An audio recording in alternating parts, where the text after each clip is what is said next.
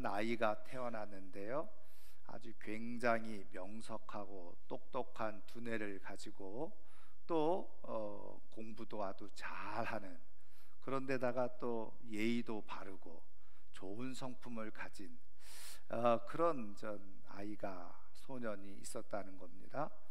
그러니까 여러분 생각을 해보세요. 예의 바르고 성품 좋고 똑똑하고 공부 잘하고 모든 부모님들이 기대하고 바라는 자녀상 아니겠습니까?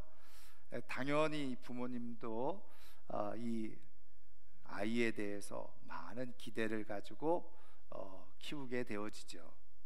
이제 이 아이가 자라서 대학생이 되고 또 나름대로 가지고 있는 꿈과 그리고 또 이상을 가지고 영국을 위해서 정치적으로 경제적으로 뭔가 큰 힘이 되고자 그렇게 열심히 준비를 하고 공부를 하고 있었습니다.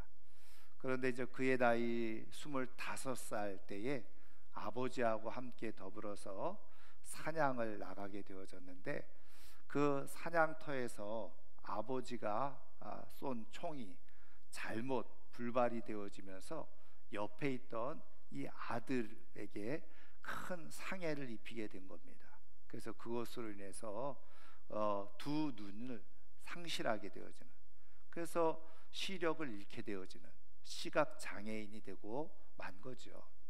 여러분, 똑똑하고 잘나고 앞날이 창창한 그 아들이 자신의 실수로 인해서 그렇게 시각 장애인이 되어졌으니까 이 아버지의 마음이 얼마나 무겁고 힘들었겠습니까? 그러니까 매일 자책하면서 자신은 죽어야 된다 이렇게 탄식하고 한탄하면서 어찌할 바를 모르고 있는 그때에, 그래도 이 아들의 마음은 어떻게 해서든지 아버지를 위로하고자 정말 자기도 여전히 힘들고 어렵고 불편한 마음 가운데 있지만 웃으면서 이 아버지를 향해서 자신은 괜찮다고 늘 이렇게 말을 하곤 했다는 거죠. 내가 비록 두 눈을 잃었지만 아직 이 명석한 머리는 그대로 남아있지 않습니까? 아버지, 아무 걱정하지 마세요. 그러면서 늘 아버지를 위로했다는 겁니다.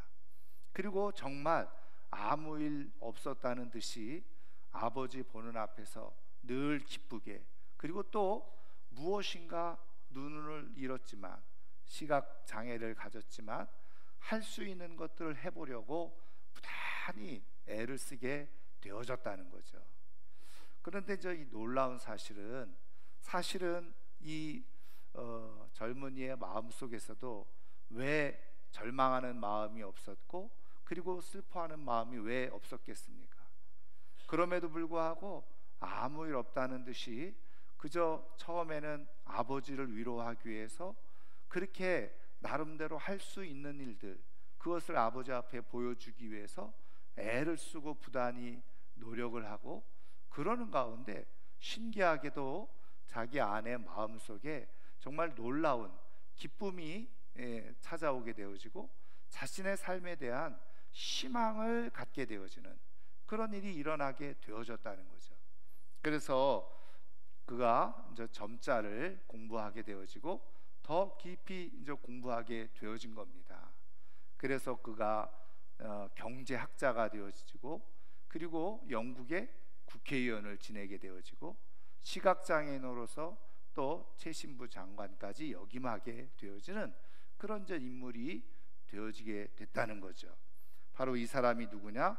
바로 헨리 포세트라고 하는 인물입니다. 처음에는 자신도 역시 같은 절망 가운데 빠져 있었겠지만, 그러나 아버지를 위로하기 위해서 그는 나름대로 자기가 할 수 있는 희망의 몸짓을 해본 거예요. 그런데 그것이 되더라는 거죠. 자기는 처음에는 아무것도 할 수 없을 거라고 생각을 했는데 이것저것 해보니까 되더라는 거예요. 그래서 다시 한번 자신의 삶에 희망을 갖게 되어지고, 결국은 어쩌면 그의 인생 가운데서 그가 생각했던 것보다 훨씬 더 멋진 그런 인생으로 살아가게 되어졌다는 겁니다. 여러분, 사람이 희망을 갖는다는 것, 희망 있는 삶을 산다는 것은요, 그 인생을 복되게 하고 아름답게 하고 뿐만 아니라 그의 인생을 건전하게 하고 건강하게 하는 것, 그것이 바로 희망을 갖고 사는 것이다. 그래서 여러분, 인생에서 진짜 큰 불행은 무엇이냐? 뭐 건강이 없다, 돈이 없다, 직업이 없다, 물론 그런 것도 어떻게 보면 불행의 요소일 수 있지만, 인생에 있어서 진짜 가장 큰 불행은 뭐냐? 희망 없이 삶을 살아가는 것이다. 왜냐하면 좋은 희망이, 올바른 희망이 그 인생을 아름답게 하고 풍성하게 하고 자기에게 주어진 여건을 뛰어넘어서 인생을 더 복되게 풍성하게 살아갈 수 있게 하기 때문인 것입니다. 여러분, 희망은 내 환경과 그리고 내 상황을 뛰어넘는 에너지를 주고 힘을 주는 것이 희망이라는 사실이에요. 여러분, 그런 의미에서 우리 하나님께서 우리의 인생을 아름답게 또 건전하게 올바르게 복되게 살아가게 해주고 싶으셔서 우리 하나님께서는 동일하게 어떻게 해요? 하나님의 말씀을 통해서 끊임없이 우리에게 희망의 메시지를 우리에게 전하고 계시고 선포하고 계시다는 거예요. 왜냐하면 하나님은 우리의 인생이 희망이 있는 인생, 희망을 갖고 있을 때 그 인생이 비로소 온전한 인생이 될 수 있다는 것을 알고 있기 때문에 그렇죠. 그래서 여러분, 성경 곳곳에 보면 우리 하나님에 대해서 표현할 때 하나님을 뭐라고 표현하고 고백하고 있습니까? 우리 하나님은 소망의 하나님이다. 그 소망이라고 하는 것은 다른 말로 희망이잖아요. 그러니까 우리 하나님은 우리에게 희망을 주시는 하나님, 소망을 주시는 하나님이시라는. 그래서 우리가 하나님을 인격적으로, 하나님을 제대로 깊이 만나게 되어질 때 우리는 우리의 인생에 주어지는 참된 올바른 희망과 소망을 얻게 되어지는데, 그것이 우리의 인생의 중요한 원동력이 되고 힘이 되어져요. 우리의 모든 상황과 형편과 처지를 뛰어넘어서 아름답게 우리의 삶을 살아갈 수 있는 힘의 원동력이 된다. 저는 올 한 해 이제 1월 마지막 주가 됩니다마는 한 해를 지나면서 시작하면서, 아니 앞으로의 주어진 인생을 살아가면서 정말 변함없는 이 희망이 우리의 인생의 중요한 나침판이 되어져서 꺾이지 않는 마음을 가지고 그대로 아름답게 삶을 이루어갈 수 있는 하나님의 사람들 될 수 있기를 주님의 이름으로 축원합니다. 그렇다고 한다면 하나님께서 우리에게 주시는 희망이 도대체 무엇인가, 그리고 하나님은 그것을 우리에게 어떻게 주시고 그것을 어떻게 이루어가게 하시는가, 오늘 우리에게 주시는 말씀을 통해서 보면요, 자, 오늘 우리가 읽은 이 말씀은 주전 830년 경에 남쪽 유다에서 이 요엘이라고 하는 선지자가 하나님의 말씀을 받아서 그 당시에 백성들에게 선포했던 말씀 중에 한 부분인데요, 근데 우리가 교회를 다니다 보면 이 말씀이 꽤 익숙한 말씀이라는 것을 우리는 알게 되어지죠. 왜냐하면 이 말씀이 사도행전 2장을 읽어보면 그 오순절 성령의 역사가 그 다락방에 모여있던 제자들에게 임하게 되어지고 많은 사람들이 그 광경을 보고 놀랬어요. 그랬을 때 사도 베드로가 그 많은 사람들 앞에서 설교를 하게 되어지는데, 그때 이 오순절 날에 마가의 다락방에 나타났던 이 성령의 역사가 바로 이 요엘 선지자가 예언했던 이 말씀이 지금 그대로 성취되어지고 이루어진 것이다. 그러니까 놀라지 마라, 그러면서 말씀을 전했거든요. 그런 의미에서 오늘 우리가 읽은 이 말씀을 좀 교회를 다닌 사람들은 그 내용이구나 라고 하는 것을 우리는 알게 되어지죠. 그런데 여러분, 지금 이 말씀이 단순히 그러면 오순절 성령의 역사 그것만을 말씀하기 위해서 지금 830년 전에 하나님께서 요엘 선지자에게 말씀해 주신 것이냐? 물론 하나님은 이미 830여 년 이후에 하나님께서 행하실 일들을 나타내시고 말씀해 주신 것입니다. 그런데 그럼 이 당시의 사람들에게는 이 말씀이 의미가 없는 말씀이냐? 그렇지 않은 거죠. 그런 의미에서 이 당시의 사람들에게도 이 말씀이 어떤 의미가 있었는지, 그것이 오늘 우리가 들어야 될 하나님의 말씀이라는 거예요. 여러분, 그렇다고 한다면 이 말씀에 담겨져 있는 의미가 무엇입니까?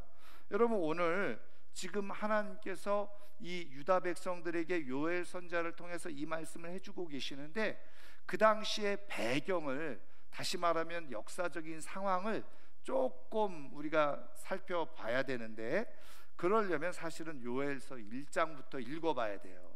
그런데 여러분, 요엘서 1장부터 읽어보면요, 사실은 조금 충격적인 얘기로부터 시작이 되어져요. 무엇이냐면, 당시의 사람들, 그 당시의 사람들이 어떤 재난 가운데 있어요. 고통 가운데 있었는데, 그것이 뭐냐면 바로 이 메뚜기 떼가 몰려 들어와서 농사 지었던 것들을 다 갉아먹는, 그래서 흔히 말하는 메뚜기 재난, 메뚜기 재앙, 이런 것에 직면해 있는 그런 상황 가운데 있었던 거예요.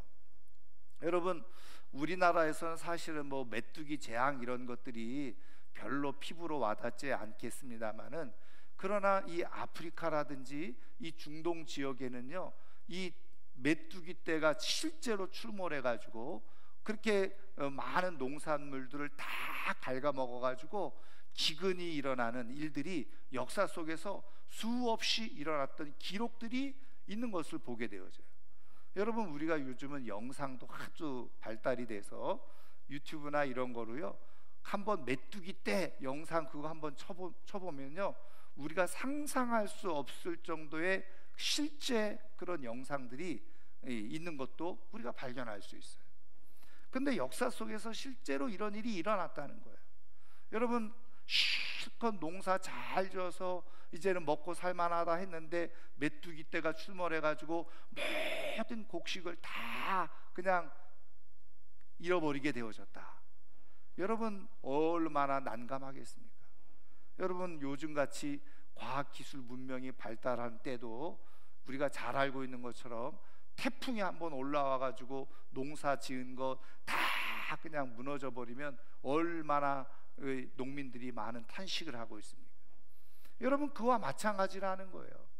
근데 요즘이야 뭐 과학적으로 또 여러 가지 또 경제적으로 지원도 하고 도움도 주고 또 무역을 통해서 부족한 거 채우고, 그러니까 우리는 실질적으로 그 피해를 많이 못 느끼고 있는 것처럼 생각되어질 수 있지만, 여러분, 예전에 주전 800년 전에 만약에 그런 일이 있었으면 어떻게 살겠어요? 살 수가 없는 거예요.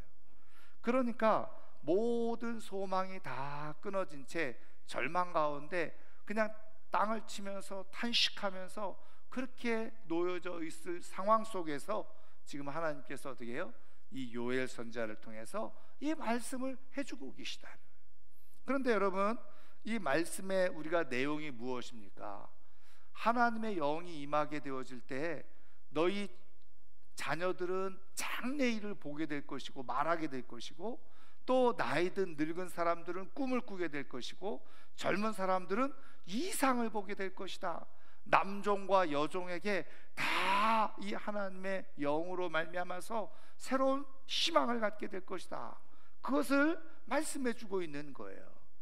여러분, 한번 생각을 해보세요. 지금 당장 먹고 살 일이 막막하고 급한데 무슨 꿈을 꾸고 이상 비전을 갖고 그게 무슨 소용이 있습니까? 여러분, 그러니까 여러분, 하나님께서 정말 상황도 모르고 분위기 파악도 안 되게 이렇게 말씀하시나, 우리는 이렇게 생각할 수 있잖아요.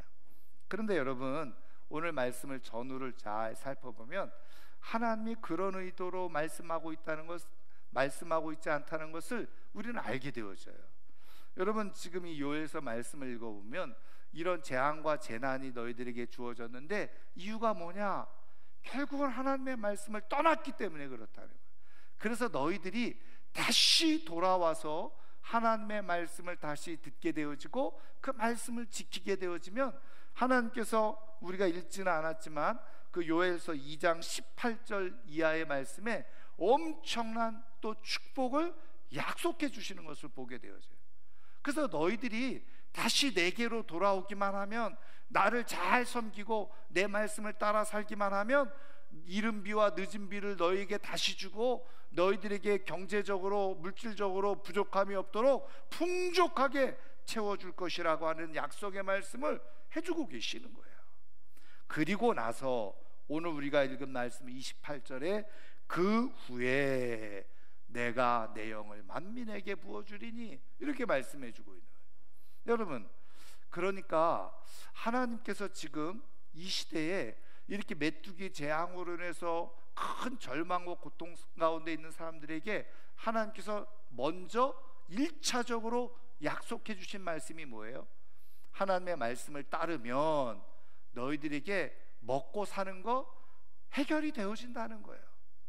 지금 너희들이 먹고 사는 문제 때문에 자꾸 전전긍긍하면서 애쓰면서 그렇게 살아가는데, 불안하고 두려움 가운데 살아가는데 어떻게 살아가야 될지 모르겠다라고 생각하고 있는데, 내 말씀을 잘 따르기만 하면 하나님께서 다 채워주시겠다는 거예요.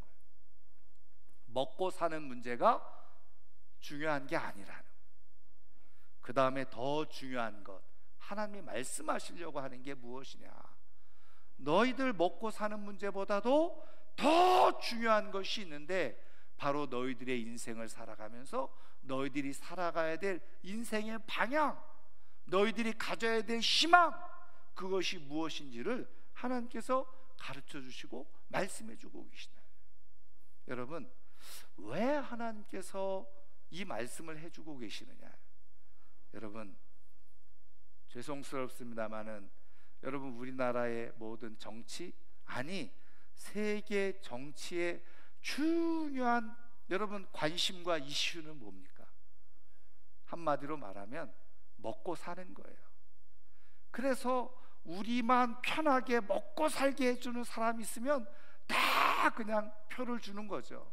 그 사람이 사기를 치는 사람이든 사람을 죽이는 사람이든 상관없이 우리만 잘 먹고 잘 살게 해주는 사람이라면 누구든지 표를 주겠다는 거예요. 이게 요즘 시대에 사람들이 살아가고 있는 사고방식이에요. 그러니까 어떻게 됩니까? 그러니까 악이 점점 성행해 가는 거예요. 왜요? 뭐 사람을 죽이던 사기를 치던 거짓말을 하던 법을 어기던 내 배만 불려주면은 뭐 그 사람 지지하는 게 뭐가 문제야? 내가 뭐 나만 잘 먹고 잘 살면 되지. 그러니까 어떻게 됩니까? 그런 사고방식이 팽배해지면 어떻게 돼요? 그냥 나만 잘 먹고 잘 살면 그냥 악을 저지러도 나쁜 짓을 해도 상관이 없구나. 세상이 망하던 어떻게 되든 뭐 나만 잘 먹고 잘 살면 되지. 여러분, 세계가요 지금 다 그렇게 돌아가고 있어요. 그런데 여러분, 성경을 보면 하나님이 우리의 인생을 그렇게 살기를 원하실까요? 그렇게 짐승처럼 동물처럼 그렇게 먹고 사는 문제에 매달려서 살아가도록 하나님이 우리에게 말씀하고 계시는 겁니까? 그거는 인간다운 삶이 아니라는, 사람으로서 살아야 될 모습이 아닌 거예요. 하나님께서 창조하신 세계의 삶이 아닌 것이에요. 그런데 사단 마귀는요 교묘하게 우리를 계속 유혹을 하죠. 그리고 부추기는 거예요. 봐봐, 세상은 다 그냥 먹고 사는 것에 그렇게 목매고 살아가고 있는데 너처럼 고고하게 그렇게 살아간다고 해서 세상이 알아줄 것 같아? 그러면서 어떻게 해요? 우리로 하여금 하나님의 사람으로 살아가지 못하게 만들어버리고 있는 시대가 바로 이 시대예요. 그래서 수단 방법 가리지 않고 어떻게 해서든지 내가 배불리 먹고 남보다 좀 더 잘 살고 좋은 집에 살고 좋은 차 끌고 다니고 그러면 내 인생이 잘 사는 것처럼 착각하게 만들어 버리는.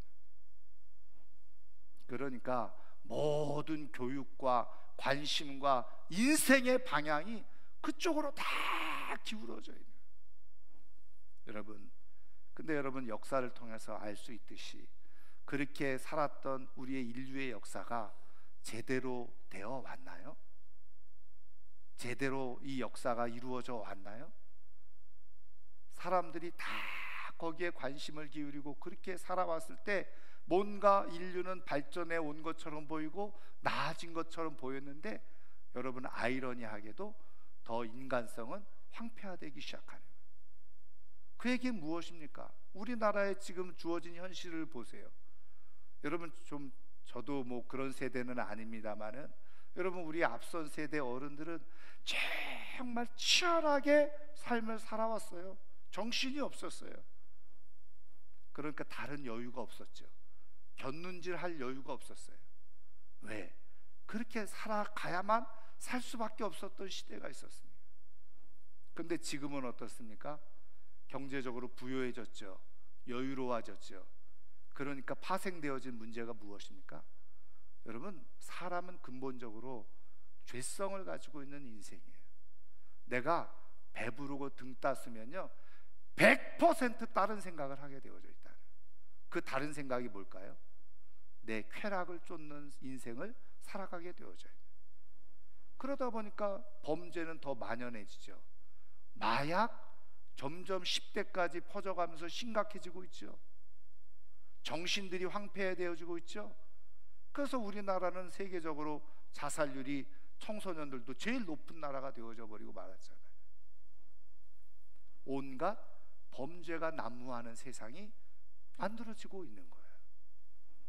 여러분, 이게 우리가 꿈꾸고 있는 세상은 아니잖아요. 하나님께서 우리에게 만들어주고 싶으신 하나님의 세상은 아니었잖아요. 그런데 여전히 우리는 어떻게 해요? 많은 사람들이 이런 생각 속에서 삶을 살아가고 있는. 하나님은 우리의 인생이 그렇게 돼가지고는요 절대로 우리의 인생이 복된 인생이 되지 않는다는 걸 알고 계시는 거예요. 그렇게 실컷 내가 다른 사람들보다 좀 더 많이 먹고 그리고 누리고 그리고 편안하고 안락하게 그냥 떵떵거리면서 남보란 듯이 그렇게 살아보겠다고 살아가는 그 인생, 그것의 결과가 내 인생을 복되게 살았다 이렇게 고백할 수 있느냐? 그렇지 못하다는 거예요. 나중에는 다 어떻게 해요? 후회만 남는 부끄러운 인생이 되어지는. 하나님은 우리의 인생이 그런 인생이 되기를 원하지 않으시는 거예요. 그래서 하나님은 우리에게 우리의 미래를 온전하게 꿈꾸고 바라보고 살아갈 수 있는, 다시 말하면 우리에게 주어진 인생을 후회 없이 살아갈 수 있는 인생이 되게 해주시고 싶으셔서 우리에게 어떻게 해요? 하나님이 주시는 비전을 주신다는 거예요. 이상을 주신다는 거예요. 꿈을 주신다는 거예요. 희망을 우리에게 주고 계시다는 거예요. 여러분, 하나님이 우리에게 주시는 희망은 내가 다른 사람보다 좀 더 잘 먹고 잘 살겠다, 그런 썩어질 희망이 아닌 거예요. 내가 다른 사람들보다 조금 더 큰 집에서 좋은 차 타고 다니면서 떵떵거리면서 사는 것, 하나님이 그런 썩어질 희망을 우리에게 주시는 게 아니에요. 하나님이 우리에게 주시고자 하는 희망은 우리가 이 땅에서의 삶을 다 마치고 다 하나님 앞에 나아가게 될 때, 그 하나님 앞에 나아가면서 후회 없이 하나님께서 주시는 영광에 참여해주게 해주고 싶은 그 아름다운 인생을 만들어주고 싶으셔서 오늘 우리에게 희망을 주고 계시다는. 여러분, 그래서 어떻게 해요? 자녀들에게는 장래일을 말할 수 있는, 여러분, 사실은 이 장래일을 말한다는 것은 우리가 새로 성경을 보면 예언한다는 거예요. 자신 있게 자신의 앞날에 대해서, 미래에 대해서 자신 있게 말할 수 있는 자녀들. 여러분, 그런데 또 하나 뭐가 있어요? 늙은이들은 꿈을 꾼다는 거예요. 여러분, 보통 꿈 그러면은 언제 꾸어야 되는 거예요? 어렸을 때, 젊었을 때 꿈 얘기를 해야 되잖아요. 근데 나이가 들어서 무슨 꿈 얘기를 합니까? 나이가 들면은 그저 죽을 날만 기다리면서 아유 그냥 되는 대로 이제는 살아야지. 이게 바로 나이 든 사람들이 가지고 있는 생각 아니에요? 그런데 여러분, 성경은 그렇게 말씀하고 있지 않다는 거예요. 나이가 들어도 어떻게 해요? 꿈을 꿔야 된다는 거예요. 그리고 젊은이들은 비전을 가지고, 이상을 가지고 삶을 살아갈 것이라고 말씀하고 있는 거예요. 그래야 된다는 거예요. 여러분, 나이가 들어서 꿈을 꾼다, 여러분 말이 안 되는 것 같잖아요. 그런데 하나님께서는 나이가 들어도 꿈을 가지고 살아가도록 말씀하고 있다는 거예요. 그게 정상적인 하나님이 원하시는 삶이라는 거죠. 여러분, 그렇다고 한다면 하나님께서 말씀하고 계시는 이 젊은이들 주어지는 비전, 나이 든 사람이 가져야 될 꿈, 남종이나 여종들이 가져야 될 그런 생각들, 그리고 자녀들이 말해야 될 장래일들, 무엇을 말하는 겁니까? 여기서 말씀하고 있는 하나님이 말씀하시는 장래일, 그리고 늙은이들이 가져야 될 꿈, 그리고 젊은이들이 가져야 될 비전, 다 이거 무엇을 말하는 거예요? 한마디로 말하면 내가 삶을 어떻게 살아야 될지에 대한 분명한 목적의식, 희망을 말하는 거예요. 그런데 여러분, 이 하나님 말씀하시는 내용이 무엇입니까? 우리가 성경을 통해서 하나님께서 꾸준하게 우리가 살아가야 될 삶의 의식과 목표, 방향, 무엇이라고 말씀하고 있습니까? 우리의 인생을 후회 없이 살아갈 수 있는 하나님의 삶의 방향, 그것은 다름 아닌 하나님을 기쁘시게 하고 하나님을 영화롭게 하는 삶이라는 거예요. 여러분, 그런 삶을 살아가게 되어질 때, 내게 주어진 시간과 삶을 내가 어떻게 하면 하나님을 기쁘시게 하고 하나님을 영화롭게 할 것인가, 그리고 거기에 초점을 맞춰서 우리가 삶을 살아가게 될 때, 처음에는 그것이 버겁고 힘들고 고단하고 어려운 것처럼 보여질지 모르고 세상적인 관점으로, 세상적인 시각으로 보면은 쓸데없는 인생을 살아가는 것처럼 보이지만, 결과적으로 우리가 하나님 앞에 설 때는 부끄러움이 없는 완성된 인생을 살아간 것이라는. 그런데 이 세상에서 말하는 것처럼 이 세상에 썩어질 희망에 자꾸 방향을 잡고 인생을 살아가면, 그때는 남들 앞에서 내세울 거 있는 것처럼 보란듯이 인생을 사는 것처럼 보여지는데, 하나님 앞에 갔더니 빈털터리의 거지예요. 아무것도 아닌 인생이 되어져요. 그때 가서 땅을 치고 후회한들 소용이 없는, 돌이킬 수 없는 인생이 되어져요. 하나님은 그런 헛된 썩어질 희망의 인생을 살아가기를 원하지 않으시는.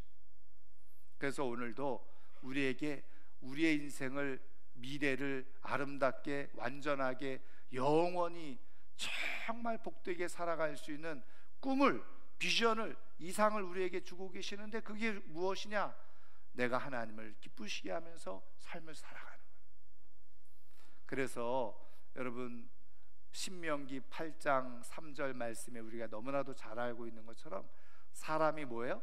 떡으로만 살 것이 아니요 하나님의 입에서 나오는 말씀으로 살 것이니라. 여러분, 예수님께서 마귀에게 유혹을 받으시면서 그 마귀가 예수님에게 40일 금식한 예수님에게 뭐예요? 야, 너 하나님의 아들 능력 있지?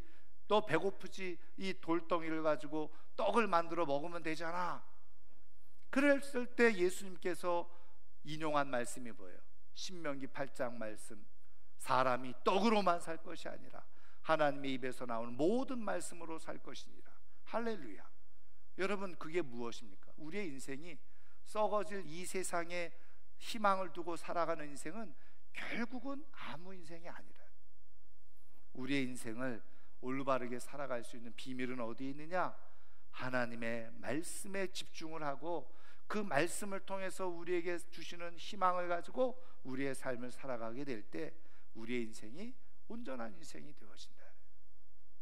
사랑하는 성도 여러분, 하나님께서 그러면 이런 인생이 되는, 다시 말하면 썩어지지 않을 영원하고 완전한 그런 희망을 어떻게 주신다는 거예요? 오늘 말씀, 내 영을 부어주리니 하나님의 성령으로 그것이 가능하다. 여러분, 우리가 잘 알고 있는 것처럼 예수님이 3년 동안